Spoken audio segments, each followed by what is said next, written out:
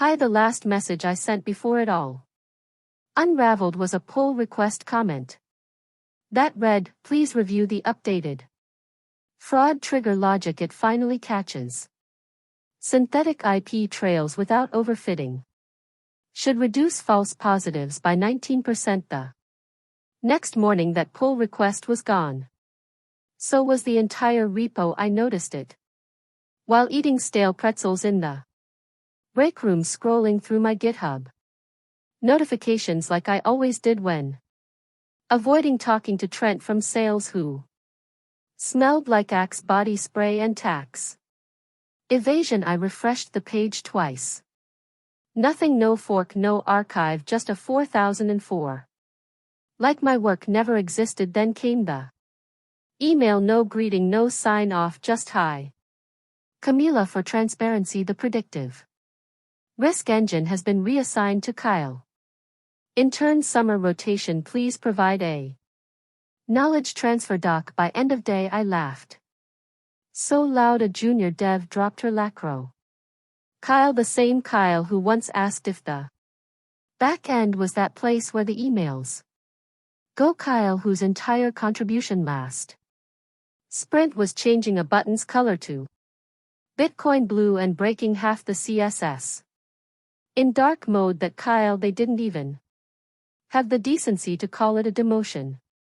Just a learning opportunity for cross-functional growth. Corporate for you built something valuable, so we're going to hand it to a golden retriever in a startup hoodie. But here's what they forgot: I didn't build it in isolation. I built it like a vault, and I left behind just enough scaffolding to watch whoever tried to climb it fall screaming. So I went home, opened my local clone, poured myself a flat Coke Zero and a double shot of Petties, did what any engineer with a bruised ego and full system access would do. I started writing a migration script, not to transfer ownership but to reclaim it. But before I ran it, I made a backup, not of the code, of Slack messages, of merge timestamps, and of a very specific commit hash that referenced something nobody else had noticed yet.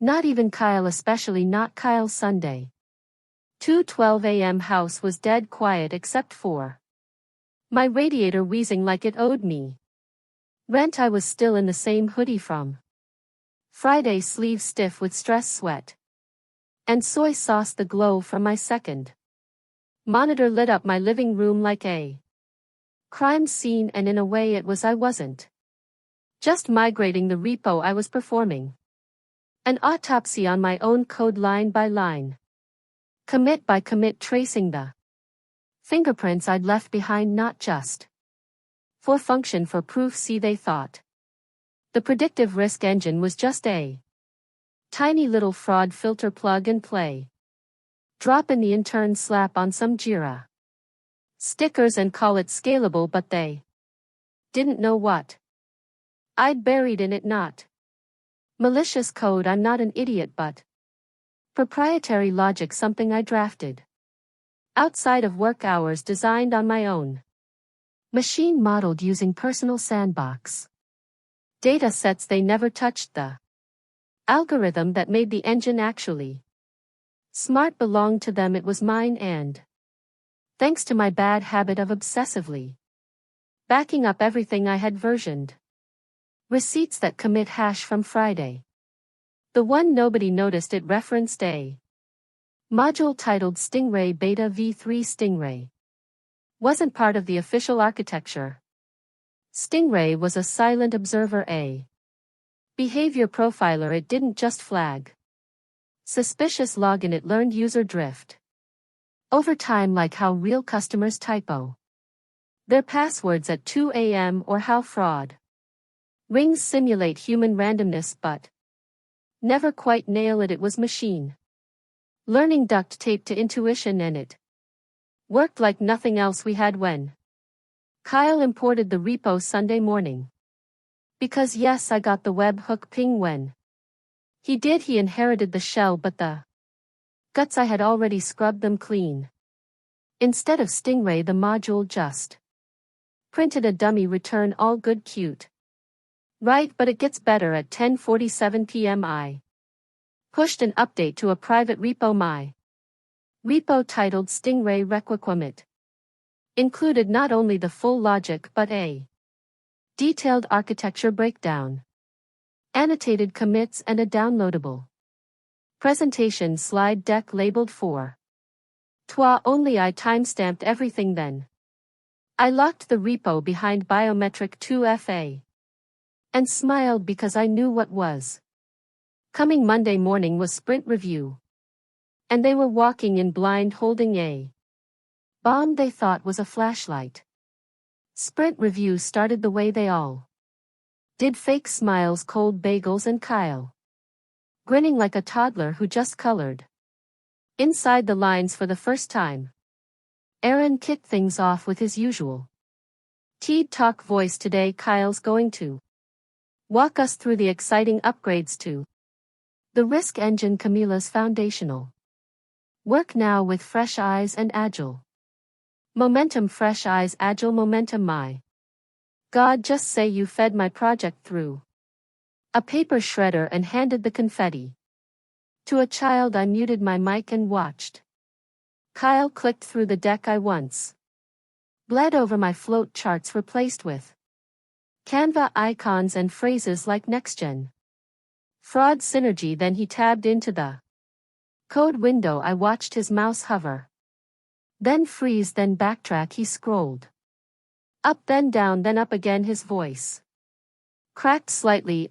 So this is the core fraud logic we're using. I refactored some of the legacy variables and streamlined the return values. Legacy, he called my logic legacy, like he'd inherited an attic full of broken VCRs instead of a fully working AI module that flagged $3 million in synthetic churn last quarter. Then he clicked the test suite. The terminal spat out one lonely line: all good silence, real silence, not the awkward kind, not the buffering audio kind, the kind that smells like smoke and impending lawsuits. Aaron squinted at the screen like it owed him alimony. Wait, where's the behavior matrix, the anomaly classifier? Camila, didn't the original repo include? I unmuted. Oh, it did. I said calm, sweet, like molasses before the flood, but I assume Kyle didn't need it, you know. Fresh eyes. Kyle's face flushed so red I thought his webcam lens might crack. Started stammering something about version mismatches and weird conflicts. During the import I dropped the hammer. Maybe check commit 89F3E7B, last clean version before Stingray was extracted, but I doubt he can access it. That logic was part of my private research, not company property. I worked on it off hours, not on your servers. Dead silence. Then I heard it, the CTO's voice. He wasn't even supposed to be in the meeting. Camila, did you document that separation? I leaned forward, turned up my mic gain. Timestamped commits, external repo, encrypted logs, presentation draft already sent to your inbox, titled Requiem. Click. I left the meeting. 50 minutes later the sprint review was still going without a single slide. Progressed because I had just detonated a thermonuclear truth in the middle of their happy little stand-up, and they were choking on the fallout. I didn't go back to work that day. Instead I microwaved leftover Thai, turned off Slack, and watched the GitHub traffic graph on my private repo spike like a cardiac arrest. Someone, no, multiple someones were crawling every commit, every branch, every footnote like bloodhounds in a house with no exits. By 3:00 p.m. the CTO had emailed me twice. First politely, let's connect about Stingray, very impressive work. Then nervously, we may need to clarify IP boundaries, legal has some Questions I didn't respond, not yet. I wanted them marinating in confusion just a little longer. By 4 p.m. someone tried to log into my private repo using an old staging credential. I got the alert: IP trace corporate VPN. Nice try, Jason. That night I finally opened LinkedIn. My inbox looked like Christmas in Silicon Valley. 3 recruiters, 2 VPs, 1 invite to speak at a fraud detection panel. I'd been rejected from last year. I didn't answer any of them. I was waiting on something else. Monday night passed in a buzz of passive-aggressive group DMs.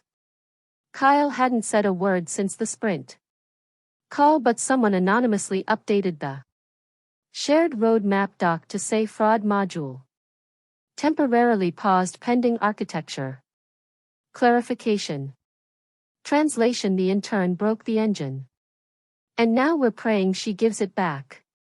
But I wasn't interested in giving it back. I was interested in Linda. Linda was our HR director, a polyester phoenix who could gut a department with a smile and a scented candle. She's the one who gave me my development feedback last quarter. Something about being more collaborative and avoiding territorial tone. That was after I'd caught her pet project silently merging into prod with an unvetted vendor API. She was also the one who signed off on reassigning Stingray to Kyle, so I sent her a gift: not flowers, not chocolate, a calendar invite. Subject: ownership audit. Stingray IP attached a link to a Google Doc titled Breakdown of R&D hours versus company time, 17 pages. Annotated with screenshots. Time card overlays. Get diffs. Slack timestamp comparisons. And one final note at the bottom before legal gets involved: I prefer an apology. She didn't respond, but I know she opened it 12 times. Tuesday morning my badge still scanned green, but the front desk receptionist wouldn't meet my eyes. The office smelled like panic sweat and cucumber toner, and everyone suddenly had deep focus time the second I walked past their desks. Kyle wasn't even pretending anymore. His chair was empty, laptop gone. Last seen on Slack at 3:42 a.m. sending a single message in the #dev general channel: I think I messed up something major, sorry. No emoji. That's how you knew it was real. My inbox was a mosaic of touch-based requests, most of them vague as hell, but then came the one that made me sit up straight. Subject: urgent, privileged, legal and IP conversation from internal counsel at company name. I opened it. Camila, like to invite you to a meeting today at 3:30 p.m. with our internal legal team and a representative from the executive board. This is an exploratory conversation regarding the recent confusion surrounding Stingray's deployment, lineage, and ownership. We appreciate your cooperation and are eager to resolve this amicably. Warmly, Anita, Counsel, Data and Privacy. I RSVP'd yes, and I opened the draft folder on my desktop titled In Case They Try Anything. It had 3 files: a screen recording of Kyle fumbling through the repo on Monday, clearly misrepresenting the architecture, a Slack message from Linda dated March 2nd instructing me to do the Stingray work off hours if it's not part of this quarter's deliverables, and the keys to raise a stance. A voice memo, accidental but oh so clear. The hallway conversation I'd recorded by pure luck. Aaron's voice chuckling, just give it to the intern. Camila's too attached. If she quits, she quits. We've got the code wrong. You didn't have the code, you had a shell. I emptied like a skin suit. You didn't own the soul of it, and now you didn't even own the story. At 3:30 sharp I clicked the Zoom link. Anita looked tired. Someone from the board was there trying to look casual in a hoodie that cost more than my rent, and it was late. They smiled. I didn't. Anita started. We're hoping to come to an understanding about where Stingray fits within company ownership parameters. You've clearly done incredible work and we want to honor that. I nodded, waited, then I shared my screen, first the doc, then the voice memo, and finally I clicked play on the screen recording. By minute 3 the board guy stopped slouching. By minute 6 Anita's smile cracked. When I finished I leaned in and said it plainly, I have no interest in suing, but I do have every intention of owning what I built. So here's what's going to happen. You're going to update the attribution. You're going to issue an internal correction. And Linda, she's going to apologize in writing. I watched Anita blink, watched the board guy look off screen at someone else, probably on another muted call, and then Linda finally joined, late, flustered, already aware of everything she'd lost. Linda appeared in the call like a summoned demon who realized the pentagram was drawn wrong. Hair just slightly frazzled, eyes darting, voice pitched a little too high, like she'd rehearsed calm but forgot the script. Apologies for the delay, she said, smoothing her blazer like that could iron out the panic. I didn't say a word. Neither did Anita. She just turned her camera off. Classic legal move.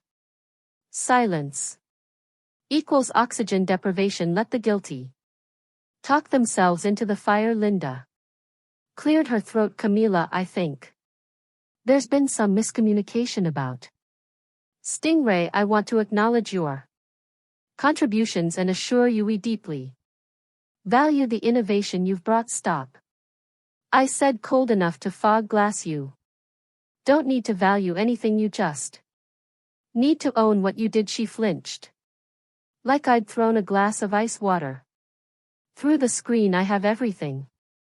Slack message advising me to code off hours, the internal emails, the voice memo, and my Git logs. They make your case look like a Netflix documentary titled How Not to Steal IP and Get Caught in 4K. She went quiet, so I pressed, say it. Linda stared. You reassigned my project to an intern with zero experience. You tried to pass off my private research as company property. You signed off on every move. Say it. A full 10 seconds passed and I made a poor judgment call. No, I snapped.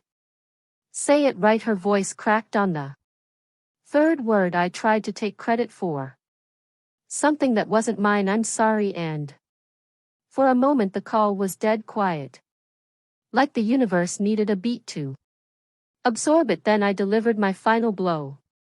I've drafted a press piece, medium article titled The Intern, the Repo, and the Woman You Tried to Silence. I haven't hit publish yet. That depends on what happens next. And a blanched eye leaned back. Here's what I want: retroactive credit on all Stingray documentation, a public internal announcement correcting authorship, a guaranteed severance package, and your name removed from anything tied to my project. Anita, unmuted voice suddenly warm like syrup poured over a knife. I think those are more than reasonable requests. The board guy nodded once I left the meeting. Without another word, an hour later I got an email from legal: all terms accepted.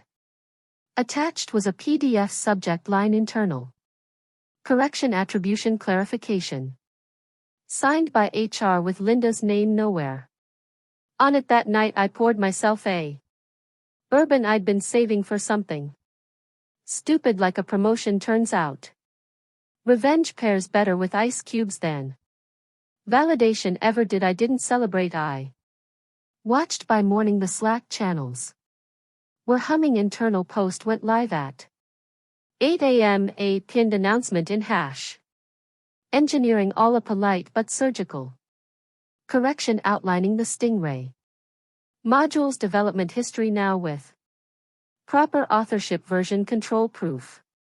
And a note that future enhancements would follow. The original architectural vision established by Camila S. No mention of Kyle, no mention of Linda, but every engineer read between the lines. Reactions flooded in fire clap saluting face and a single knife emoji from someone in finance I didn't even know. By noon Kyle emailed me from his personal account. Subject line, I messed up. His message wasn't pathetic, it was honest. I didn't know they were handing me your work. I thought I was shadowing Aaron.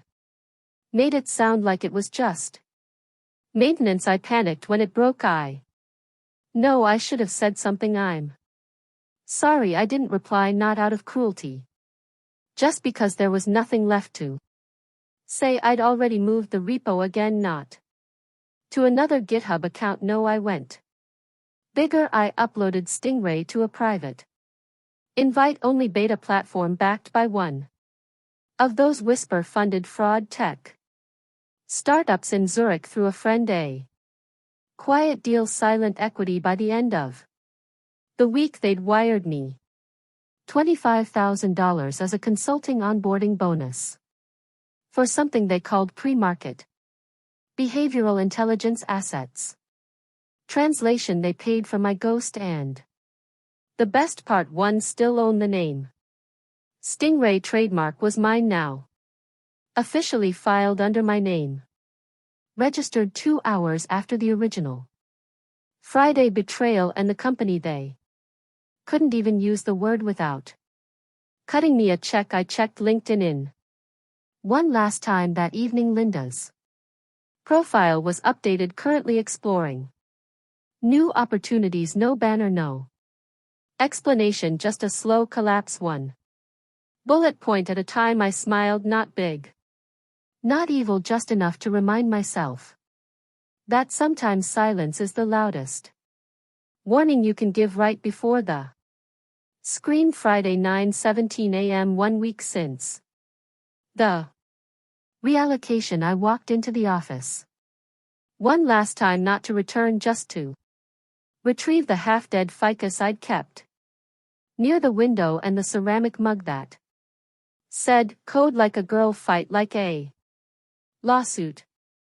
Front desk girl nodded at me with quiet reverence, like I'd survived a war they'd only heard about through memes and whispers. The room hushed when I passed, not dramatic, not cinematic, just still, like the air remembered something the people didn't have the words for. Linda's office was empty, nameplate gone. The scented candle she always lit, something nauseating and vanilla, had been scraped off the desk like residue. All that remained was a faint scorch mark on reputation. Kyle sat at a hot desk now, headphones in, body curled like a question mark. He looked up when I passed and mouthed, "Thanks." I didn't stop on my way out. Aaron caught me by the elevator. His smile didn't reach his eyes, and his voice had that tight customer service quiver. "Camila, I just wanted to say, no hard feelings, right?" I tilted my head, let the pause hang. "Sure," I said, "no hard feelings, but you should know your new fraud architecture is still using 3 of my legacy endpoints. You'll want to patch those. One of them leaks referral data to an abandoned staging bucket." His face blanched. I stepped inside the elevator and pressed the button as the doors closed. I offered one last line, "Oh, and don't worry, I documented that too." Ding. By noon I was sitting in a sunlit cafe downtown, sipping espresso, phone on mute, watching Stingray's beta metrics tick upward like a revenge-fueled stock chart. Real clients, real traction, real freedom. And as I open my inbox, I saw a new message. Subject: Keynote invite women in AI 2025 subline. We'd be honored if you'd speak about ethical ownership and innovation. Integrity. I laughed, closed the laptop. Let them build statues later. I built Stingray. I buried the thieves and I walked out with the name The Soul.